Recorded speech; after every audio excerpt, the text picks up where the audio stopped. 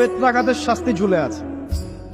সূরা নূরের 1 থেকে 3 নম্বর আয়াত পড়ে দেখবে, অবিবাহিত যুবক যুবতী যদি জেনা করে তাদের শাস্তি হচ্ছে 100 বেত্রাঘাত, তাও জনসমক্ষে, এবং এক বছরের জন্য নির্বাসন।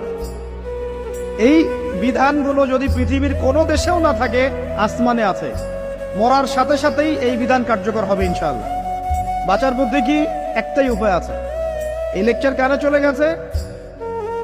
অনতি বিলম্বে ওযু করবে, ওযু করে খালেস ভাবে রাতে শেষ রাতে জায়নামাজ বিছাবে, জায়নামাজ বিছিয়ে আল্লাহর সামনে দাঁড়িয়ে 2 রাকাত নামাজ পড়বে, পড়ে নিজের পাপের কথা স্মরণ করে চোখ দিয়ে দরদর করে পানি ফেলে দিবে, আল্লাহকে সিজদায় গিয়ে বলবে, আল্লাহ আমি জিনা করেছি, আমাকে মাফ করে দাও, আমার এই পাপের কথা কেউ জানে না, তুমি জানো, মাফ করে দাও।